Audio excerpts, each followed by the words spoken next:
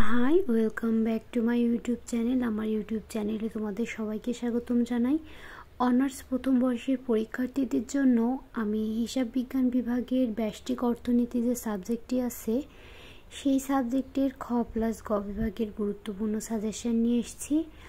আর আশা করি এর ভিতর থেকে তোমাদের কমন আসবে। আর এই ভিডিওর ডেসক্রিপশন বক্সে আমার আদার্স যে সাজেশনের ভিডিওর লিঙ্ক আছে সেই লিঙ্কগুলো এখানে দেওয়া থাকবে। যদি কারো প্রয়োজন মনে হয় সেই ভিডিওগুলো দেখে নিতে পারো। এখানে 1 নম্বরে রেখেছি অর্থনীতি পাঠের প্রয়োজনীয়তা আলোচনা করো। 2 আছে মিশ্র অর্থনীতি কি, মিশ্র অর্থব্যবস্থার বৈশিষ্ট্যগুলো বর্ণনা করো। অর্থনীতির মৌলিক সমস্যাসমূহ বর্ণনা করো।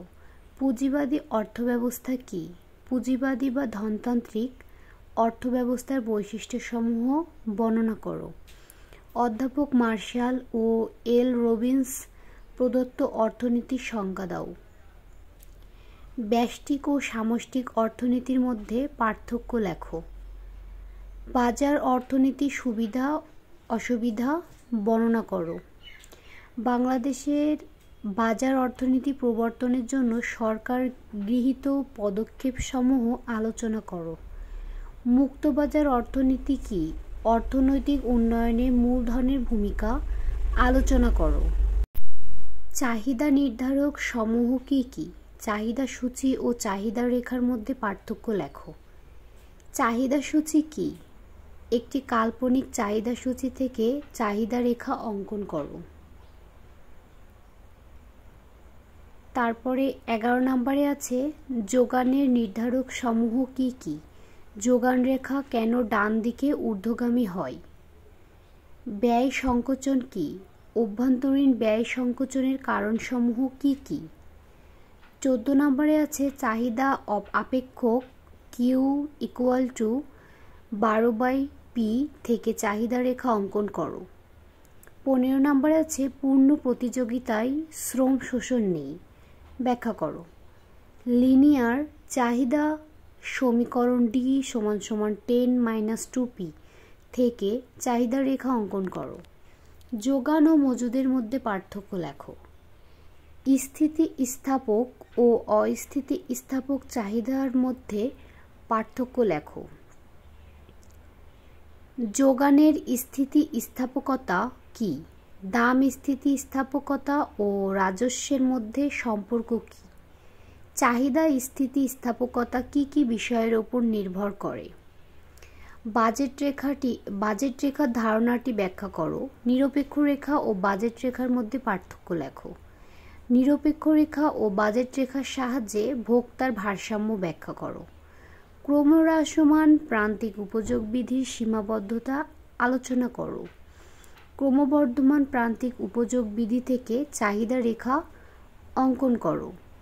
বিকল্প দ্রব্য কি, পরিপূরক ও বিকল্প দ্রব্যের মধ্যে পার্থক্য লেখো।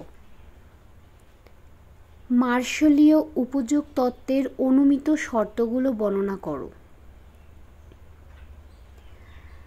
দাম প্রভাব, আয় প্রভাব ও পরিবর্তক প্রভাবের সম্পর্ক ব্যাখ্যা করো। নিরপেক্ষ রেখা ও নিরপেক্ষ মানচিত্রের মধ্যে পার্থক্য লেখো। উৎপাদন অপেক্ষক কি, সম উৎপাদন রেখার সাহায্যে মাত্রাগত উৎপাদন ব্যাখ্যা করো। সম উৎপাদন রেখা ও সম খরচ রেখার মধ্যে পার্থক্য দেখাও। মোট, গড় ও প্রান্তিক উৎপাদনের মধ্যে সম্পর্ক দেখাও। উৎপাদন লেখাটা টাইপিং মিস্টেকের জন্য একটু ভুল হয়েছে, ওটা কিন্তু উৎপাদন হবে। উৎপাদনের বিভিন্ন পর্যায়গুলো চিত্রের সাহায্যে ব্যাখ্যা করো। তোমার মতে উৎপাদনের কোন স্তরে উৎপাদন যুক্তিযুক্ত। স্বল্পকালীন গড় ব্যয় রেখা ইউ আকৃতির হয় কেন, কেন গড় বা আয় রেখাকে ফার্মের চাহিদা বৃথা বলা হয়। 32 আছে পূর্ণ প্রতিযোগিতামূলক বাজারে ফার্মের স্বল্পকালীন ভারসাম্য ব্যাখ্যা করো। পূর্ণ প্রতিযোগিতামূলক বাজারে শর্ত বৈশিষ্ট্যসমূহ আলোচনা করো। তারপরে আছে পূর্ণ প্রতিযোগিতামূলক অপূর্ণ প্রতিযোগিতামূলক বাজারের মধ্যে পার্থক্য লেখো। খ নাম্বারে থাকবে এমসি সমান সমান এমআর শুধু প্রয়োজনীয় শর্ত, পর্যাপ্ত শর্ত নয়, ব্যাখ্যা করো। একচেটিয়া কারবারের দীর্ঘকালীন ভারসাম্য ব্যাখ্যা করো। প্রমাণ করো যে একচেটিয়া বাজারে এমআর হাফ এআর হয়। কেন গড় আয় রেখাকে ফার্মের চাহিদা রেখা বলা হয়? একচেটিয়া কারবারের সুবিধা কি কি? 37 আছে অলিগোপলি বাজার কাকে বলে? অলিগোপলির দাম অনমনীয় হয় কেন? চিত্রের সাহায্যে ব্যাখ্যা করো। অলিগোপলি ও ডুওপলি বাজারের মধ্যে পার্থক্য লেখো। একচেটিয়া প্রতিযোগিতামূলক বাজারের বৈশিষ্ট্যসমূহ বর্ণনা করো।